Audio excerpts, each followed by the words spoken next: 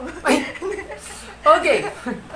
Welcome to another episode of Barbell Geek. Yan. Dumadami na yung ano namin. Gumalaw, parang Conan O'Brien yung buhok.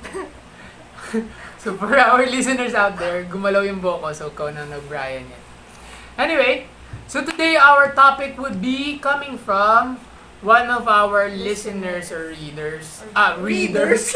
May libro na! Okay, so don't forget to buy our book. Hindi, joke lang. Wala. Actually, iba dapat talaga yung i-discuss. Listeners or viewer namin. So, hindi na namin babanggitin yung pangalan niya. Or gusto ba niya? Sige. Thank you kay, thank you kay Jaffe sa question. Jaffe for the question. Yes. So, let's start dun sa question bago pa humaba ito. Okay, so, hindi na namin basahin yung buo, pero ang sabi niya, is, basically, hindi siya masyado consistent sa workouts niya before, and Feb to the ECQ, naging consistent siya sa workouts niya. And ang sinasabi niya is, I have noticed that the difference I see recently is small or mas onte compared to the previous months. Diba? So, let's focus on that one. Story time! Okay, so story time tayo. Ikaw, have you experienced this one? Lagi. Yung malaki yung gains mo na tapos biglang lagi nga tamad kasi mag-bot. Lagi. Pero lagi nga lalo na nung mabigat na yung nasa parang nandun ako sa point na nag-deadlift na ako ng mabigat. Onti na lang. Ilan? Hindi, joke lang. Wag. Onti na lang. Parang sobrang minimal na lang yung nadadagdag na weight. Diba? Yun. Ako din. Same din. Siyempre, when I started working out, ang laki nung nadadagdag niyan na weight. Tapos, eventually, nung bumibigat na nga, magaan. Hindi naman magaan, pero paunti na ng paunti yung nadadagdag. So, let's talk about this one. So, bigay ko lang yung, usually ito yung binibigay na example eh. If you could continue adding weight or making gains ng same during your first day of working out, imagine most people would be benching 1,000 pounds. Kasi diba, for example ako, when I started out benching, siguro the first week nakapagdagdag ako 10 pounds. Imagine if every week 10 pounds yan, in a month you could add 40 pounds. So, in a year, you'll be benching 400 pounds agad. In 2 years, 800 pounds. Diba? Kaya nga, to Sir Jaffe, napaka-serious. Anyway, to Jaffe, this is really a common thing. Your gains, your progress will never be parang linear. Or what do I mean by linear? Yung parang hindi bumababa, hindi umuonte, as in, same pa rin siya forever. Pag ganun lang. Hindi siya pataas lang, tapos same lang. It's never like that. Kasi nga, so grabe, di ba, yung based dun sa kwento na yun, you could be benching 1,000 pounds in just 3 years. 1,000 pounds na yung bench mo, if ganun yun. So, bakit ba ang laki ng gains sa simula? Do you have any idea, my sidekick? Beginner games kasi. Yes! Beginner games! Okay, sorry guys, nakapagkape lang. Marami. Nag-crush na nga.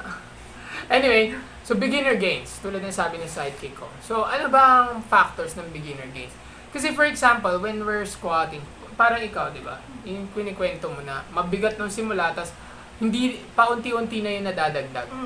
Kasi nga, one factor could be mastery of movement. When you started out yung workout mo, or yung exercise mo, or yung program mo, hindi ka pa naman magaling dun sa movement na yun. Diba? So for example, sa'yo, magaling ka na ba agad mag-squat nung nag-start ka? Ang tagal ko nga bago nag-gets yung movement. Diba? Kaya nga, nung nagsisimula ka, most of what you're doing or what you're gaining, kinakabisado mo yung movement mo. And habang nakakabisa mo siya, nadadagdagan mo yung weight na kaya mong buhatin. It's not because hindi kayang i-handle ng muscles mo yung weight nung simula. It's just because ayaw mong dagdagan kasi nga wobbly ka pa. 'Di ba? Pero nung nagiging stable ka na, nadadagdagan mo na. So, kaya ang bilis kasi aside from getting stronger from the actual program, you are mastering the movement, 'di ba? Which leads to confidence. Nung simula ba, feel mo, I can squat 200 pounds Hindi, agad. ilan lang sinasquat ko na Diba? simula, parang 10-10 lang. yun Same din nakalagay. sa akin, same din. Diba? Kaya nga, since wala ka pang confidence, hindi pa dinadagdagan. Eventually, when you get confident enough, madadagdagan mo. That also adds up dun sa weight. So, 3 factor agad. You're adding weight sa buhat mo because you're getting stronger. And galing ka sa 0, so ang laki na nadadagdag mo. Next thing, you're mastering the movement. So, nakakapagdagdag ka na naman ulit ng weight. You're getting confident. So, meron na naman. Plus, a lot of other factors. Kaya nga, the first few weeks, mataas yan, pabagal ng pabagal. Months, pabagal ng pabagal. Eventually, you will experience yung tapos na si beginner gains. Mabagal na ang dagdag.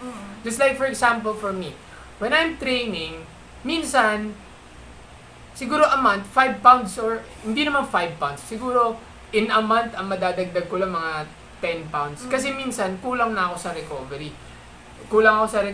Or minsan, hirap na ako sa program and sa daily life.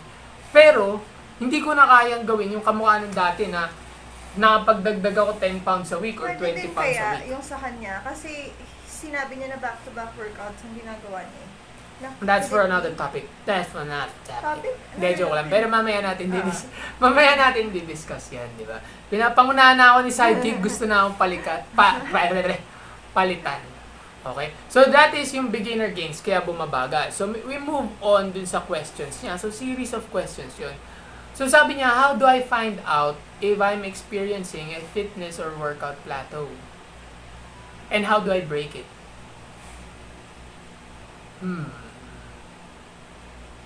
Ikaw ba, na-experience mo? Paano ka nakaalis sa plateau? Nandito pa rin ako ngayon. Joke lang. Hindi, ano ba?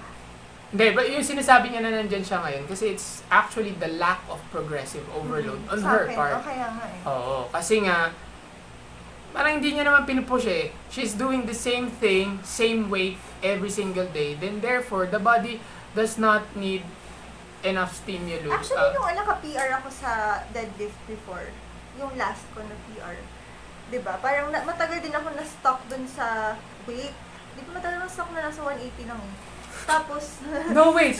Secret. matagal akong na-stock dun eh. Tapos parang binigyan mo kasi ko ng goal na parang ganito, gagawin, parang may gagawin ata tayo or something. May eh. ginawa akong program for a parang couple of... sinabi mo na, dapat nung summer, by summer, mabubuhat mo na ito para makapag-PR ka. Tapos parang doon ako parang ginanahan ulit kasi parang may nakikita ako na parang That is another point to consider. Ganon. Goals, di ba? If you have goals kasi, or it could lead to motivation to continue pushing yourself. Di ba? Not really pushing yourself too much, pero pushing yourself to progress. So, to Jaffe, we don't know if sa motivation part, syempre we need assessment, we need to see what you're actually doing, we need to actually be there para makita namin yung intensity. So, ang nagagawa lang namin ngayon is to give opinions what might contribute to yung plateau. So, another thing could be motivation. Di ba? Ang tanong nga, paano niya malalaman nga? So, ito, paano malalaman na fitness plateau na? The problem with yung fitness plateau kasi, when you stop yung progress mo, the real question is, what caused yung stop? Diba? Oo. Kasi there are a lot of things happening. If makinig dun sa previous podcast ko, namin, makikita mo na maraming bagay that contributes to the actual workout. From your rest, your diet, and everything. Kaya nga, if you're experiencing a plateau, you can never know that it's a plateau caused by this one if you're not actually recording. Tama? Have you experienced this? Yung hindi ka masyado nagre-record so hindi mo... Hindi mo talaga nagre-record. Oo. Kasi parang, paano ba? Ako kasi, ever since, I've been recording everything. Siguro lately lang kasi I've been busy, kaya hindi. Pero I've been recording. Sige nga, kwento mo paano ako nagre-record. May notebook ka, di ba? Yeah. Ang dami na niyang notebook. Bumibili yung maliit na notebook. Yung ganun lang, tapos sinusulat ko lahat. Kasi, why do I do that? Kasi syempre, pag nag-plateau ka, most likely it's caused by something. Diba? And, if you can make sure that for a certain period, you're doing almost everything the same, diba? Mapipinpoint mo. So, what do I do? Dati, syempre, I make sure na my diet is on point. Diba? Hindi naman to the point na sobrang detailed, pero I make sure na I'm eating within calories, diba? I'm eating saktong protein, not too much, pero just enough, diba? Kahit minimum recommended lang. I make sure na natatamaan ko yan. I also make sure na natutulog ako enough 8 hours a day, 6 to 8 hours a day, and nagpapahinga ako. Once nakita ko na, fix yan lahat, now I'm sure na pagka nagplateau ako, it's something about the program. Diba? Or, if let's say you're doing the same program, okay naman, and then hindi mo, iniiba mo yung diet, then alam mo na the diet is causing yung changes. Kaya nga, it's more of an parang science di ba? The scientific method, grade 3 by diba yung hypothesis, ganun. Pero it's actually something na ganun. To really pinpoint bakit ka nag-stall, you really have to know or to record yung things. Pwede din ba yun na parang hindi ka naman talaga nag-plateau pero you're not doing yung same intensity as before? That is another reason why you should record. Kasi bakit?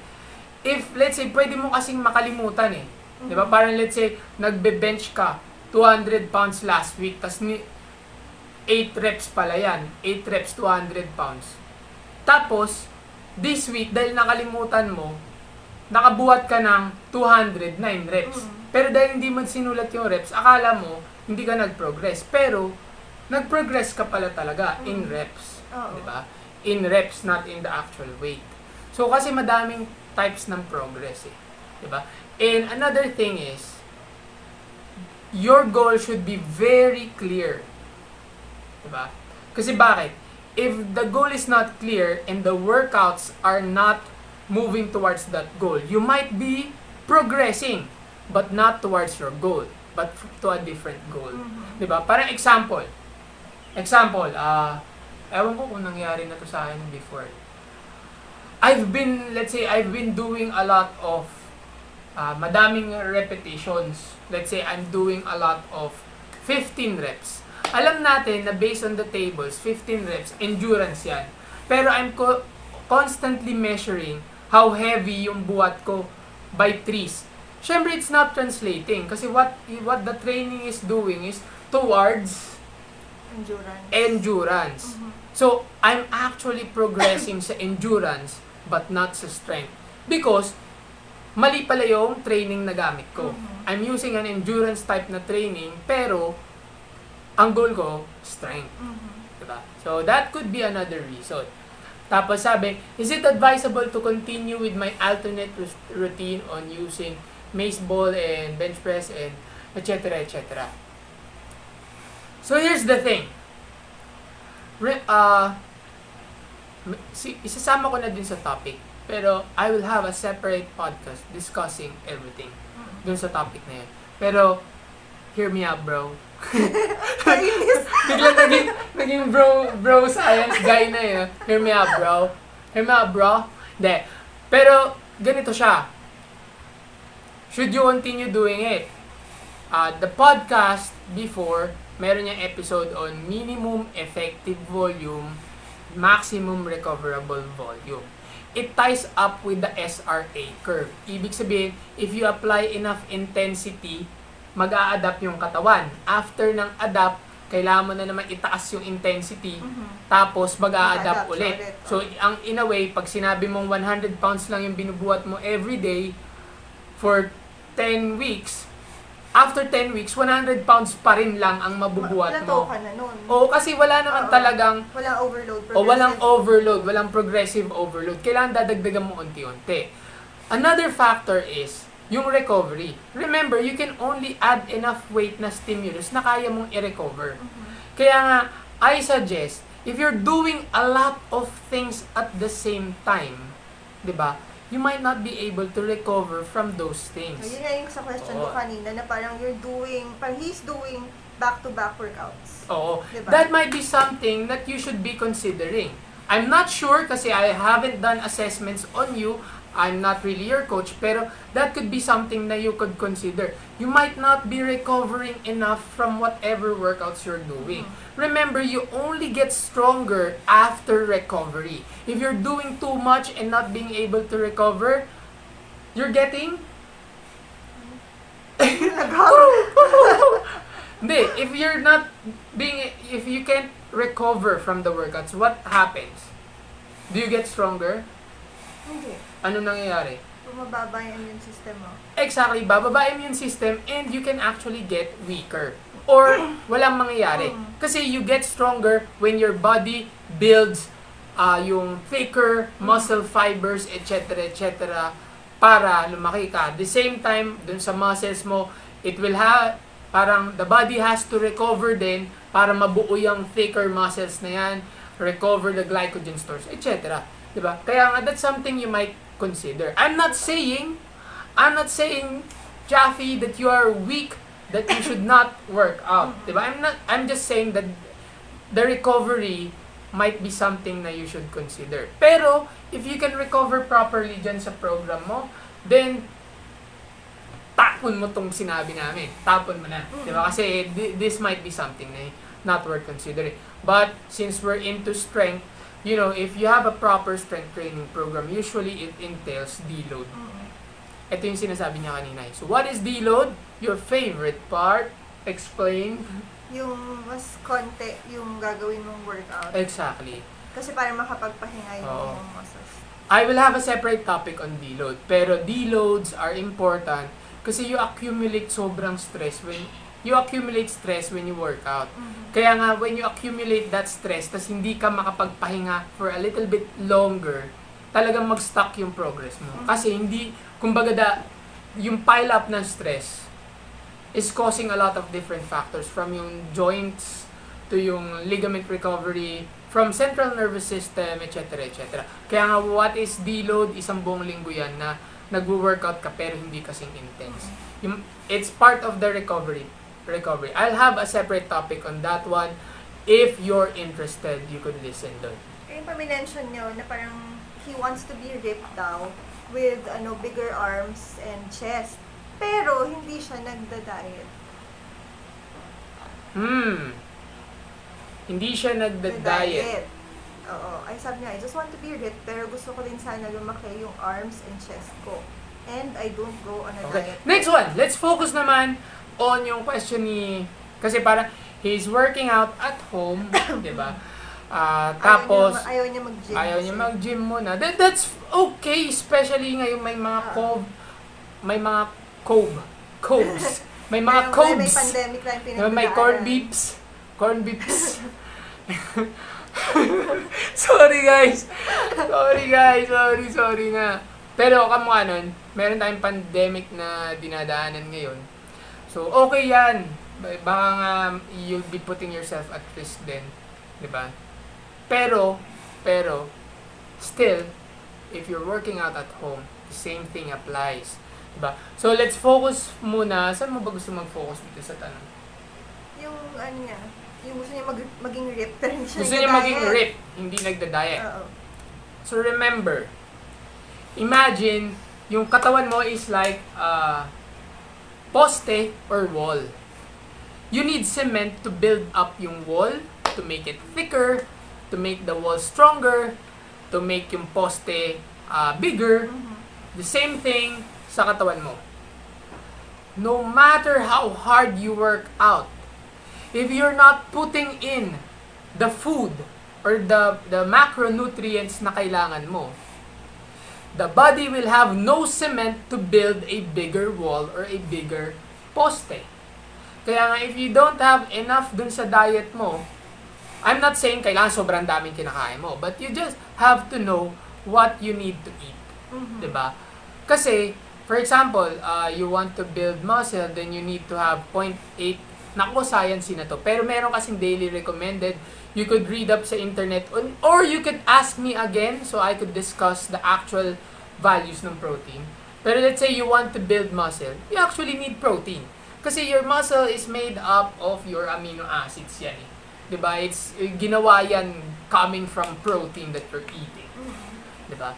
So, if you're not looking into this sa diet mo, no matter how hard kang pumukpok sa workout mo, no cement. Diba? Parang it's like you have a worker building a stronger and bigger wall, pero you're not giving him cement. Ang meron lang siya pala. So kahit magpala siya, magpala forever, hindi lalaki yung wall.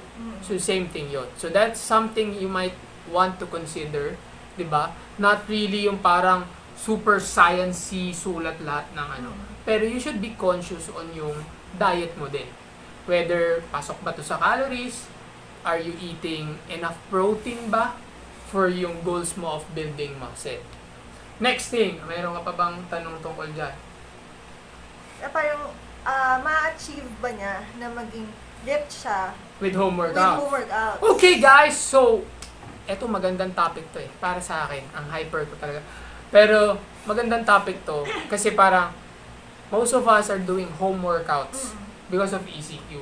Could you really achieve that when you're doing home workouts? Well, hindi joke.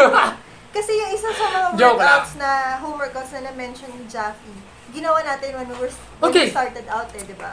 Okay, so syempre,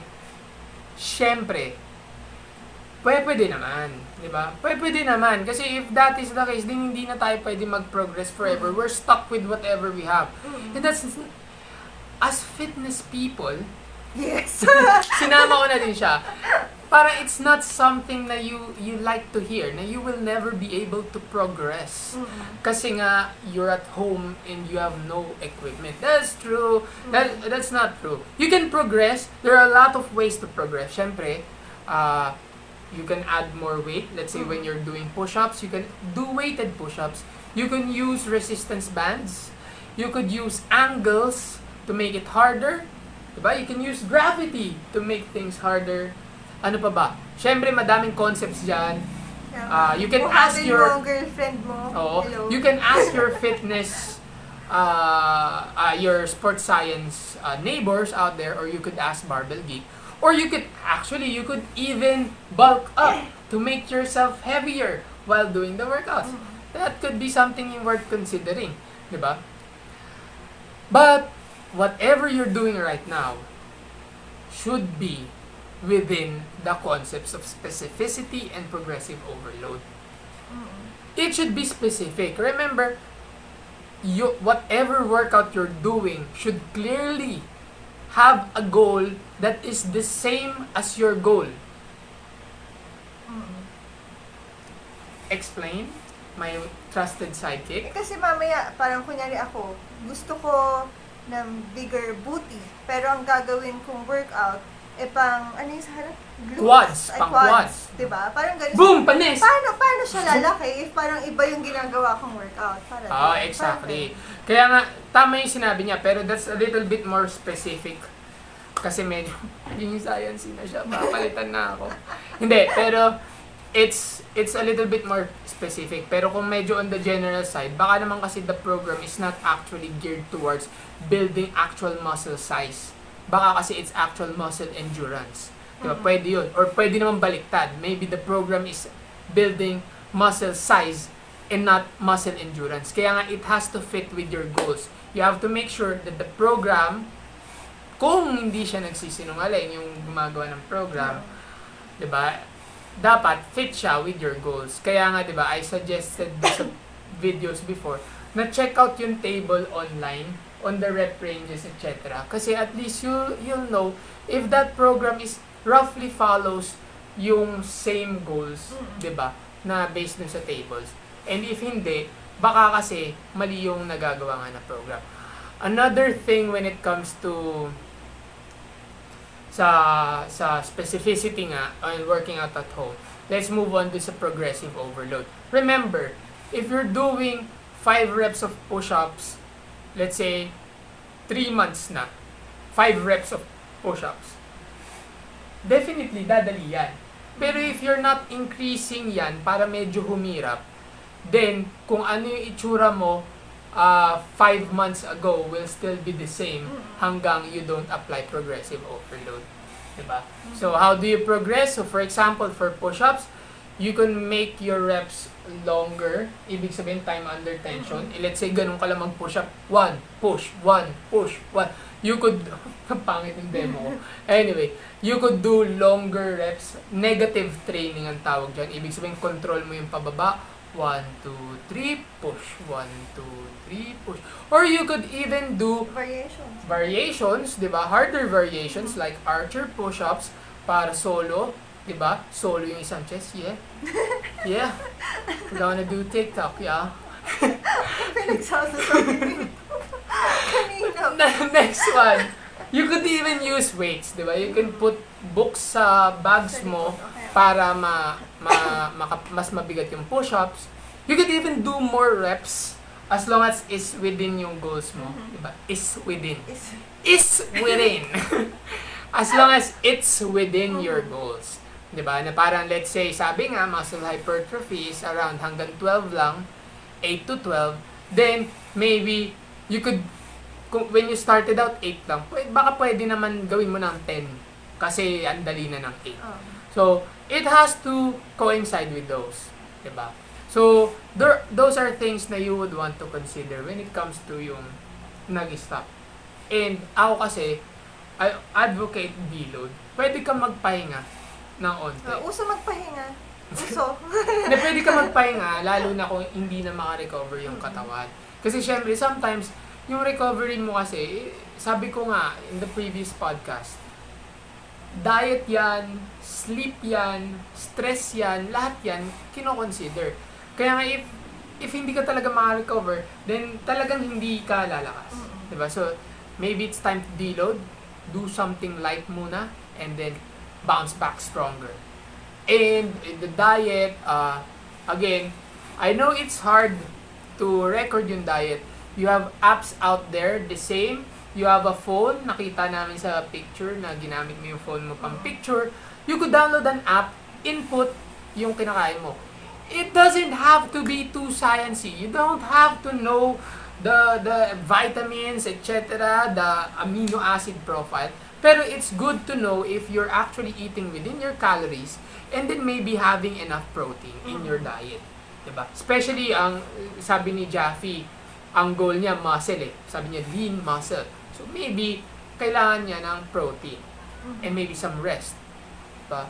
Or, and again, we assure you, Jaffe, yung pagbagal ng gains, it's normal. Diba? It's beginner gains. We all experience that one. I've experienced it before. Diba? You just have to accept the fact na eventually, your progress will slow down. But it doesn't have to stop. Kaya nga, those are yung tips namin. Maybe diet, maybe rest. I hope we've answered yung question But do mo. you think pa na kailangan niya mag-switch ng program? Baka naman yung ginagawa niya is not working. Hindi, di ba yun nga, syempre hindi ko kasi alam yung, mahirap I haven't asked yung exact goals kasi, di ba? Pero if you take a look at it kasi, kailangan mag-match yung program. Another thing is, if nag-plateau ka na, so for ito, I think magustuhan ni Jaffe to.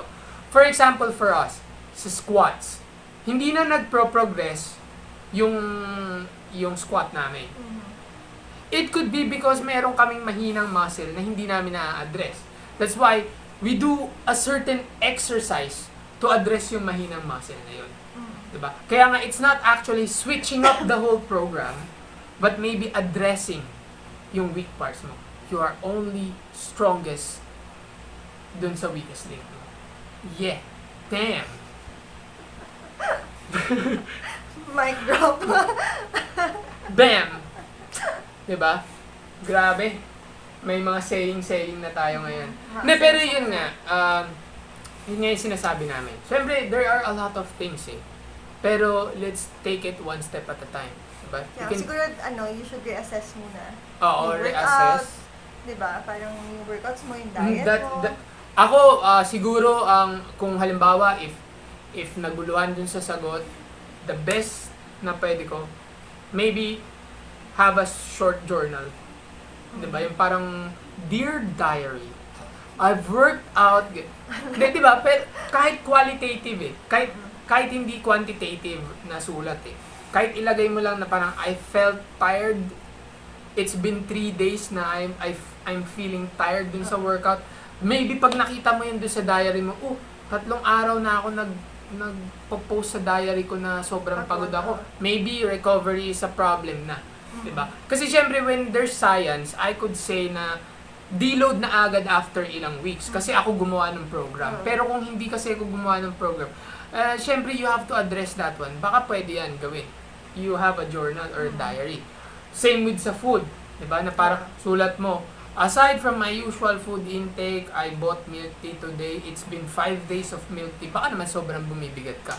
Diba? Or parang, tinamad ako kumain ng pork chop, kaya ang kinain ko na lang puro tinapay. Then, pwede masabi na parang, 2 araw na pala ako hindi kumakain ng protein. Puro pala carbs kinakain ko. Diba? So, parang ganun lang naman. Diba? Small changes in your lifestyle, diba, will help you bounce back stronger dito sa iyong plateau. Okay? So, sana na-answer yung tanong mo. Paano ba? Siguro, medyo mahaba na yung podcast. Pero kasi, sobrang detailed yung discussion. So, we don't like na i-cut na lang bigla. Diba? Pero, yun nga yung sinasabi namin na parang maraming factors, diba? And, ang ano namin dito is, don't hesitate to ask. We're really happy na you reach out to us. Kasi, at least, diba, parang, you will be able to change yung ways or the way you view things because of yung mga information na binibigay. And, wag maya. Sasagutin If you namin have questions, message nyo lang kami sa If, Facebook. let's say, some of you guys got interested dun sa deload na how will you be stronger when you're actually just resting, diba?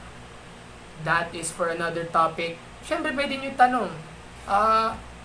Barbell Geek, maybe you could discuss the deload a little bit more in detail. Then we'll discuss that. Okay?